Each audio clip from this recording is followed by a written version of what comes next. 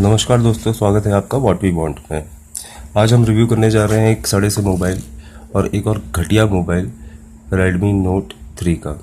ये जो अभी रिसेंटली लॉन्च हुआ है, अभी भी इसकी फ्लैश सेल चल रही है और मैंने इसका 16 GB वेरिएंट लिया है गोल्ड कलर में। इसका बॉक्स आपके सामने है, इसके डिस्क्रिप्शन यहाँ पे दिए गए हैं बॉक्स के पीछे, और बाकी मैं डिस्क्रिप्शन आपको वीडियो में और अलग से भी दे दूँगा, तो आप देख सकते हैं। इस तरीके का ये बॉक्स है। अनबॉक्सिंग नहीं दिखा रहा हूँ क्योंकि मैं पिछले 10 दिन से इसको लगभग यूज़ कर रहा हूँ, तो अनबॉक्सिंग तो अलग से आपको नहीं दिखा रहा हूँ। मगर बॉक्स में हमको कुछ ज़्यादा नहीं मिलता है, फ़ोन मिलता है और चार्जर मिलता है। ये फ़ोन हमको दिया गया है, ये फ़ोन है और ये चार्जर है USB केबल के साथ में, ये आप देख सकते हैं। 2M5 वोल्ट का चार्जर है ये। फास्ट चार्जिंग सपोर्ट करता है ये मोबाइल, ये ठीक है। 4000 mAh की बैटरी फास्ट चार्ज करना ज़रूरी है, मगर क्विक चार्ज सपोर्ट नहीं करता है, फास्ट चार्ज सपोर्ट करता है। तो मतलब ये थोड़ा जल्दी चार्ज तो हो जाता है, 2.5 से 3 घंटे में फुल चार्ज हो जाता है। 2.5 घंटे में वैसे तो फुल चार्ज हो जाता है। डिस्क्रिप्शन की बात करूँ तो ड्यूल सिम मोबाइल है, 4G LTE सपोर्ट करता है दोनों सिम में, मगर हाइब्रिड सिम स्लॉट होने के कारण एक सिम के साथ में एक SD कार्ड यूज़ कर सकते हैं या 2 सिम के साथ SD कार्ड यूज़ नहीं कर सकते हैं। इंटरनल मेमोरी इसकी 16 GB है। 32 GB वाला वेरिएंट अच्छे को नहीं मिल रहा है फ्लैश सेल में, मुझे भी नहीं मिल पा रहा है और अभी तक तो नहीं मिल पाया है। तो 32 GB वेरिएंट में 3 GB रैम है और ये 16 GB वेरिएंट में 2 GB रैम है। रैम की स्थिति मैं आपको बता दूं क्लीन करके, ये आप देख सकते हैं रैम अभी हमको कितनी मिल रही है। अवेलेबल रैम है 578 MB, ये आप अच्छे से देख लीजिए, 2 GB में से। 164 ग्राम का ये मोबाइल है, 5.5 इंच का डिस्प्ले है, 403 PPI। एंड्रॉयड लॉलीपॉप वर्जन है इसमें 5.1.1। जब ये मुझे मिला था तब इसमें MIUI का वर्जन चल रहा था 7.0 और इसमें एक अभी लेटेस्ट अपडेट आया हुआ है 7.2.3 का MIUI पे, तो जिसके कारण फिंगरप्रिंट से आप अपने ऐप्स को भी लॉक कर सकते हैं और कैमरा को भी फिंगरप्रिंट स्कैनर से यूज़ कर सकते हैं। 4000 mAh की बैटरी है। बैटरी पावर की अगर बात करें, बैकअप की बात करें तो दिन भर आसानी से चल जाता है। थोड़ा सा गेम खेल लीजिए, थोड़ा यूट्यूब पे वीडियो चला लीजिए, फुल टाइम इंटरनेट चालू रखिए, कोई दिक्कत नहीं है। कॉलिंग कर लीजिए, 3 घंटे तक आराम से कॉलिंग कर लीजिए और फिर भी आपको फुल डे बैटरी बैकअप ये दे देगा। कोई परेशानी वाली बात नहीं है, एक दिन तो अच्छा देता ही है।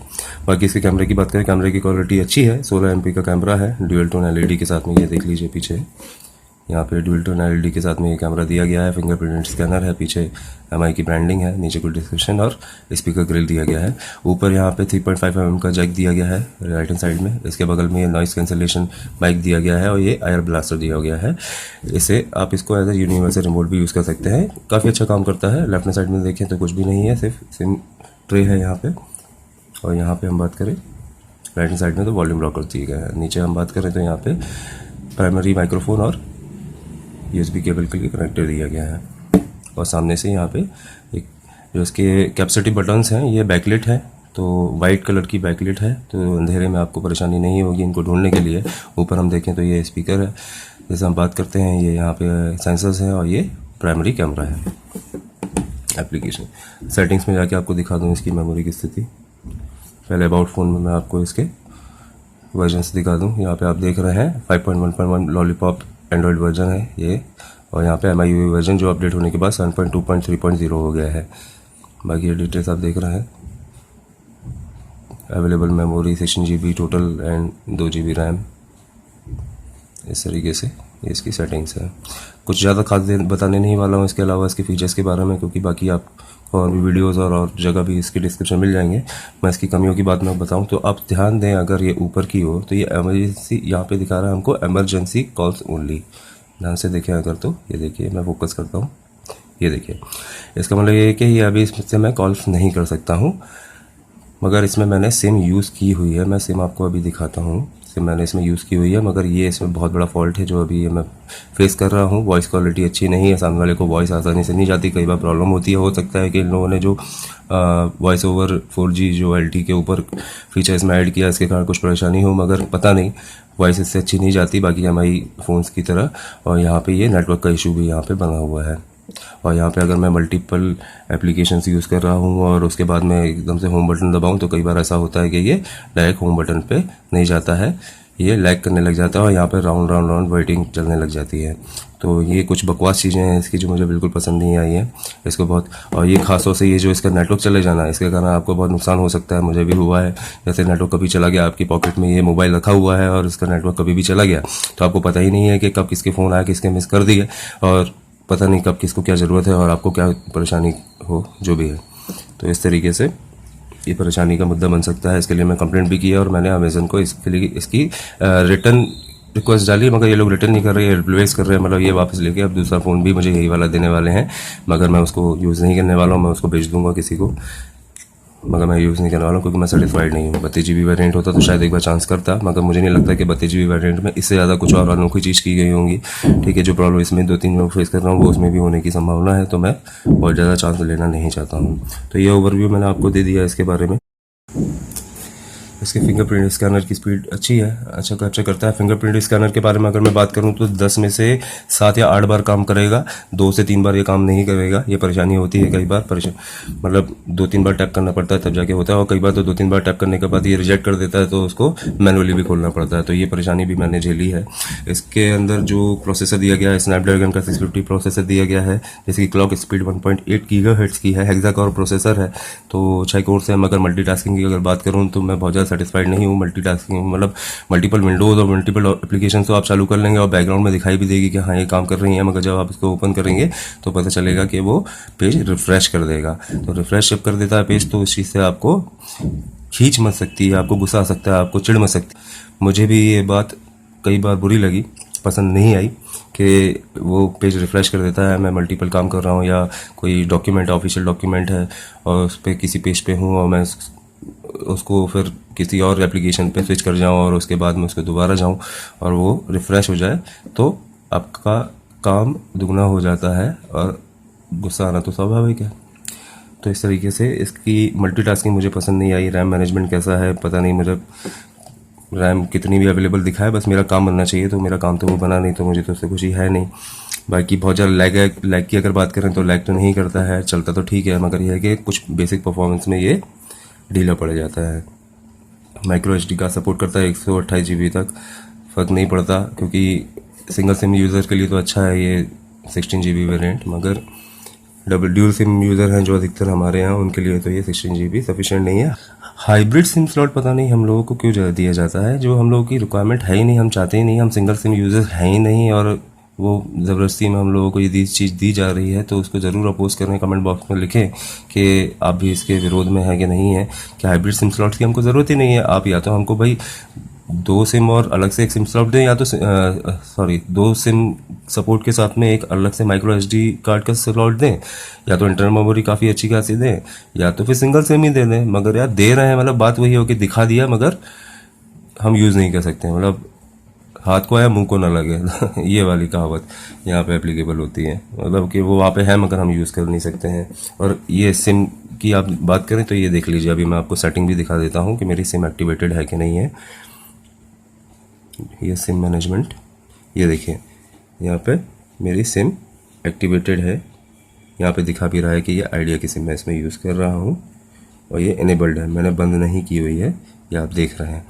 और यहाँ पे देख रहे हैं इमरजेंसी कॉल्स ओनली। ये रिस्टार्ट करूँगा तो इसमें आ जाएंगे, और इस तरीके से रिस्टार्ट ही करता रहूँगा हमेशा, तो कैसे काम चलेगा। रिस्टार्ट करूँगा तो मैं आपको इसका सिम निकाल के बताता हूँ कि ये एक्चुअल में ऐसे ही है कि नहीं।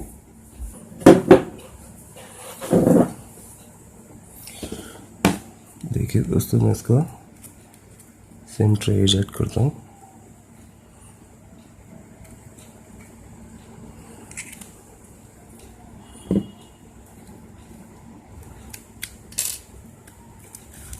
ये देखिए, ये सिम मैंने यूज़ किया और माइक्रो एसडी कार्ड है एक, मैं इसको दोबारा इंसर्ट कर देता हूँ अभी इसको।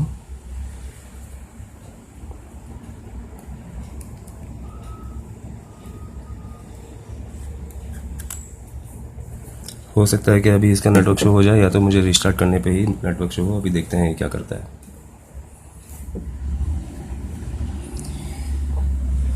हाँ, ये सिम कार्ड डिटेक्ट कर रहा है और अभी ये शो करेगा। मतलब ये है कि ये कभी भी अपनी मर्जी से नेटवर्क छोड़ देगा, और उसमें दोबारा नेटवर्क लाने के लिए या तो मैं इसकी सिम कार्ड दोबारा निकाल के लगाऊं, या तो फिर इसको रीस्टार्ट करूं। ये देखिए, नेटवर्क आ चुका है, आप देख रहे हैं कि कौन सा नेटवर्क है। जैसा कि मैं कह रहा था, आइडिया की सिम डाली हुई है मैंने और नेटवर्क आ गया है। अगर पॉकेट में रखा हुआ है मोबाइल या कहीं रखा हुआ है और आपको पता ही नहीं कब इसका नेटवर्क चला गया और आपसे कॉल्स मिस हो गए, कितनी बेकार बात है इस फ़ोन की। मुझे बहुत बहुत नापसंद है ये, बहुत बहुत नापसंद हुई ये चीज़। इसके सेंसर्स बताए जाए तो फिंगरप्रिंट स्कैनर दिया गया है, और एक्सेलरोमीटर दिया गया है, जायरोस्कोप दिया गया है, प्रॉक्सिमिटी सेंसर दिया गया है, कंपास दिया गया है। तो इस तरीके से काफ़ी सेंसर दिए गए हैं, काफ़ी यूज़फुल है। गेमिंग की बात की जाए तो गेमिंग अच्छी चलती है इसमें, मैंने यूज़ करता हूँ, असवाल्ट खेलता हूँ, तो कोई लैग तो नहीं करता मीडियम ग्राफिक्स में। हाई ग्राफिक में थोड़ा सा लैग या थोड़ा सा लो होता हुआ आपको समझ में आएगा, मगर गेमिंग में आपको ऐसी कोई खास परेशानी नहीं होने वाली है। तो यूजेस की अगर बात करें तो फ्लूइडिटी तो अच्छी है इसकी, कोई दिक्कत वाली बात नहीं है, चला सकते हैं एवरेज है। मगर दो तीन जो चीज़ें हैं इसमें, कुछ हो सकता है बग्स हैं या कुछ परेशानी है, टेक्निकल है, हार्डवेयर में है कि सॉफ्टवेयर में, पता नहीं, कि ये परेशानी इसमें आ रही है। और इस तरीके से मैं इसको पसंद नहीं करता हूँ, मैं इसको नापसंद करता हूँ। तो ये मुझे कुछ परेशानी आई जो मैं आपसे शेयर करना चाहता था। और बाकी बहुत सारी चीज़ें इसके बारे में तो काफ़ी लोग बता चुके हैं, तो मैं कुछ आपको नया नहीं बताना चाह रहा उसके बारे में। तो कुछ जो नई बातें जो मैंने फेस करी हैं वो बताने के लिए आपको ये रिव्यू वीडियो बनाया है। आप भी अपना ओपिनियन बता सकते हैं, नीचे कमेंट बॉक्स में लिखिए। जो लोग, आप लोग अगर ये Redmi Note 3 यूज़ कर रहे हैं तो आप लोगों ने ऐसे कौन सी परेशानियां फेस करी हैं, वो वहाँ पे लिखें कि हमारी आवाज़ ये कंपनी की तरफ या कंपनी तक पहुँच सके और वो लोग जान सकें कि हमको, अगर आपने मतलब इस रेंज में, प्राइस रेंज में, जो कि इकोनॉमिकल है या बहुत अच्छी खासी मतलब बजट फ़ोन है और इतनी सारी चीज़ें आप दे रहे हैं, मेटलिक बॉडी है, बढ़िया डिज़ाइन है, बढ़िया है, अच्छा हैंड फील अच्छा है, लाइट वेट है, ज़्यादा हैवी भी नहीं लगता है और प्रीमियम लुक देता है। तो इस तरीके से आप कहीं ना कहीं हमको इस चीज़ को प्रमोट किया है, हमको आकर्षित किया है, मगर साथ ही साथ जो बेसिक नीड्स हैं वो पूरी होनी चाहिए और वो सारी चीज़ें अच्छे से काम करनी चाहिए। ये बात को ध्यान रखना भी ज़रूरी है। सिर्फ डिज़ाइन और फीचर्स बढ़ा देने से काम नहीं चलता, हम लोगों को उसकी सर्विस भी वैसी ही चाहिए। इस चीज़ का ध्यान देना उनको बहुत ज़्यादा ज़रूरत है और हमारी बातें वहाँ तक पहुँचनी चाहिए। अगर आप भी चाहते हैं और आप मेरी बातें सहमत हैं तो प्लीज़ इस वीडियो को लाइक करें और कमेंट बॉक्स में अपने भी ओपिनियंस लिखें कि आप लोगों ने क्या फेस किया या क्या उम्मीद करते हैं और क्या आपके ओपिनियंस हैं, तो ज़रूर उसमें लिखें। और हम इस तरीके से उन तक, अपने कंपनी वालों तक अपनी बात जरूर पहुंचाएंगे और दूसरों को भी अवेयर कराएंगे कि हम लोगों को क्या दिया जा रहा है और हम क्या डिजर्व करते हैं। तो इस वीडियो को देखने के लिए आपका बहुत बहुत धन्यवाद। अगर आपको ये वीडियो अच्छा लगा तो इसको लाइक ज़रूर करें, और कोई भी कमेंट करना चाहते हैं, किसी तरीके के सजेशंस हैं या कोई आपके कंप्लेंट्स हैं या कोई अच्छी बात इसमें लगी आपको, बहुत ज़्यादा आउटस्टैंडिंग या बहुत परेशानी वाली बात है, तो ज़रूर इसमें कमेंट बॉक्स में, मेरे वीडियो के कमेंट बॉक्स में ज़रूर लिखें और शेयर करें सभी से कि सभी को इस बारे में पता चल सके। इसी पर्पज़ से मैंने ये वीडियो बनाया है। और वीडियो लाइक करके आप मुझे अप्रिशिएट कर सकते हैं कि मैं आगे भी इसी तरीके के वीडियो बनाता रहूँ। आपका बहुत बहुत धन्यवाद। जय हिंद।